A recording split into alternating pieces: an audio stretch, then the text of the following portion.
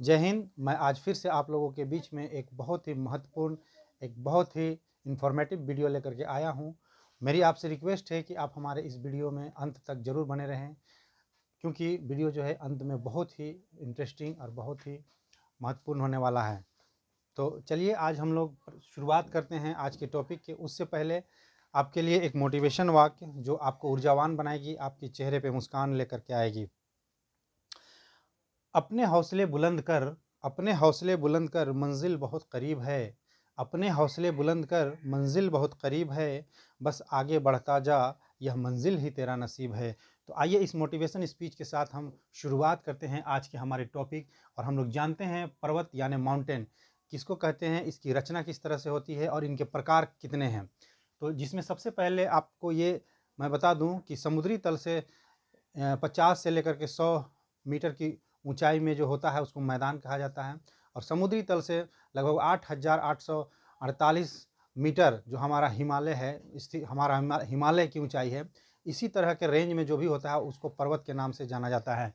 तो जिसमें हम लोग सामान्य परिचय में देखते हैं कि ऐसे भूखंड जो निकट स्थल आकृतियों के काफ़ी ऊंचे, कम से कम 500 मीटर होना चाहिए, कम से कम 500 मीटर होना चाहिए, तथा जिसका आधार चौड़ा व शीर्ष जो है नुकीला, साथ ही जो लंबी श्रृंखलाओं व पहाड़ी समूहों के रूप में अवस्थित हो, उन्हें पर्वत की संज्ञा दी जाती है। जैसे हिमालय, एंडीज और रॉकीज, ये सभी जो है कि पर्वत की श्रेणी में आते हैं।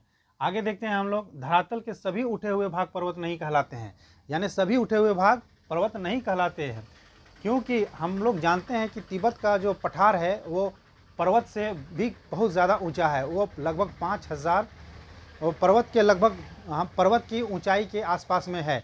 ठीक है, 5,000 मीटर उसकी ऊंचाई है, फिर भी उसको पर्वत की श्रेणी में नहीं रखा गया है, क्योंकि सम्मिलित नहीं किया जाता। उदाहरण जैसे कि तिब्बत के उठे हुए भाग को भी इसमें नहीं लिया जाता है ना। स्थलीय उचावच लक्षणों के पर्वत ही एक ऐसा स्थल है जिसके उच्चतम और न्यूनतम भाग के बीच सर्वाधिक अंतर होना चाहिए, है ना। निर्माण प्रक्रिया के आधार पर ये 4 प्रकार के हैं। हम लोग इसको जानते हैं मेन कि 4 प्रकार के वो किस तरह के पर्वत को अलग अलग श्रेणियों में रखा गया है। तो जिसमें सबसे पहला है वलित पर्वत, या नवीन वलित पर्वत भी इसको कहते हैं, फोल्ड माउंटेन के नाम, फोल्ड माउंटेन भी इसी को कहा जाता है। तो इसकी विशेषता को समझने का प्रयास करते हैं। अभिसरण प्लेट सीमांत पर प्लेटों की टक्कर के फलस्वरूप अधिक संपीड़न बल व वलन की प्रक्रिया द्वारा निर्मित स्थल आकृति को वलित पर्वत या मोड़दार पर्वत की संज्ञा दी जाती है। यानी आप इसका बेस्ट एग्जांपल है हिमालय, रॉकी और इंडीज।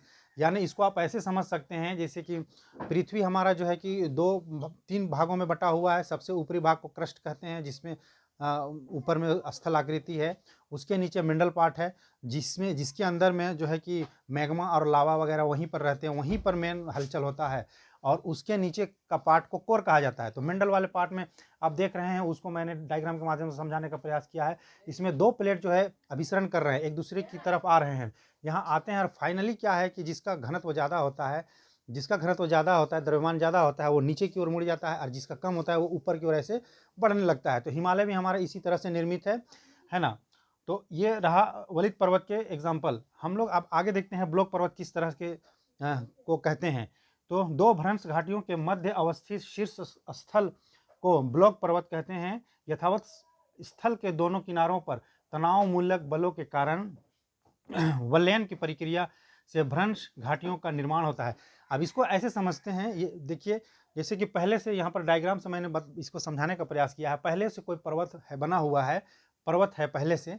अब उसके नीचे जो मंडल वाले पार्ट है उस पर किसी तरह का हलचल होता है, प्लेटों के अंदर में अभिसरण की क्रिया होती है। जब वो खिंचाव आता होता है तो उस पर प्रेशर पड़ता है और साइड में दरारें पड़ जाती हैं, और इसके साइड साइड दोनों जो है वो धंसने लगते हैं, और बचा हुआ भाग जो रह जाता है उसी को ब्लॉक पर्वत के नाम से जानते हैं, उसी को ब्लॉक पर्वत कहते हैं।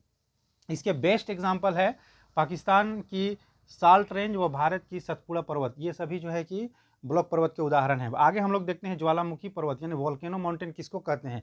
तो ज्वालामुखी उद्गार से निकले पदार्थ के जमाव में निर्मित शंकु व पर्वतनुमा स्थल आकृति को जो ज्वालामुखी पर्वत की संज्ञा दी जाती है। ज्वालामुखी वो पर्वत होती है जो हमारे मेंडल पार्ट में अभिसरण और अपसरण की प्रक्रिया के दौरान वहाँ पर जो मैग्मा होती है वो जब लावा के रूप में बाहर निकलने के लिए तैयार रहती है, और वो उस समय जब जहाँ पर जिस एरिया पर वो कमज़ोर पाता है प्लेट को, उस जगह से वो मैग्मा जो है लावा के रूप में बाहर निकलती है और गुंबदनुमा आकृति बनाता हुआ ये एक पर्वत का निर्माण कर देती है। है ना? तो इसका बेस्ट एग्जाम्पल है अमेरिका का माउंट रेनियर, जापान का माउंट फ्यूजियामा और तंजानिया का माउंट किलिमंजारो। ये जो है कि ज्वालामुखी पर्वत के एग्जाम्पल हैं। अब आगे हम लोग देखते हैं अवशिष्ट पर्वत, जिसको रेसिडुअल माउंटेन भी कहा जाता है। ये ऐसे पर्वत जिनका अपर्दन की प्रक्रिया द्वारा अधिकांश भाग जो है कि अपर्दित हो चुका होता है और वर्तमान में सिर्फ अवशेष रूप अवस्थित होता है। जैसे आप इसको इस तरह से समझ सकते हैं, भारत में अरावली इसकी बेस्ट एग्जाम्पल है। भारत में अरावली, सतपुड़ा, है ना, विंध्यन, अमेरिका के अपलेशियन पर्वत श्रेणी, ये सभी बेस्ट एग्जाम्पल है। इसको ऐसे समझ सकते हैं, यानी कि सबसे पहले जो पर्वत का निर्माण हुआ, अरबों वर्ष पहले जब पर्वत का निर्माण हुआ, तो उस समय यही अवशिष्ट पर्वत ही का निर्माण हुआ। यानी प्री कैम्ब्रियन ईस्वी में, प्री कैम्ब्रियन काल में ये इसका निर्माण हुआ। और ये क्या है कि जैसे यहाँ पर हम लोग देखें, वलित पर्वत में दो प्लेट अभिसरण कर एक ऊपर की ओर चला जाता है, एक नीचे की ओर। तो इसमें क्या है कि इसका अंतिम सीमा तक वो लास्ट आने के बाद वो रुक जाता है। अब इसका बढ़ना बंद हो जाता है। अब ऊपर वाला हिस्सा जो है क्या है कि वो धूप से, गर्मी से, यानी कि तापमान से और दाब से, प्रेशर, ये सभी चीज़ों से क्या है कि ऊपर इसका क्षरण चालू होने लगता है। और होते होते ये क्या है कि पूरा का पूरा इसका ऊपर वाला हिस्सा जो है कहीं कहीं कट कट के पूरा ख़त्म हो जाता है, और बचा हुआ भाग जो कि लगता ही नहीं कि ये कोई पर्वत रहा होगा। तो इस तरह से ये पर्वत जो है कि उसे अवशिष्ट पर्वत कहा जाता है, या उसको बूढ़ा पर्वत भी कह सकते हैं। मुझे उम्मीद है कि आपको ये वीडियो, ये इन्फॉर्मेशन अच्छी लगी होगी। और मैं अगर आपको ये वीडियो अच्छा लगा, आपको ये इन्फॉर्मेशन अच्छी लगी, तो आप हमारे इस चैनल को सब्सक्राइब कर लें और हमारे इस वीडियो को ज़्यादा से ज़्यादा शेयर करें, ताकि और लोगों तक इस तरह की जानकारी पहुंच पाए। और आज के लिए बस इतना ही रखते हैं। मिलते हैं एक नेक्स्ट वीडियो में एक बेहतरीन कंटेंट, एक अच्छी जानकारी के साथ। तब तक के लिए धन्यवाद।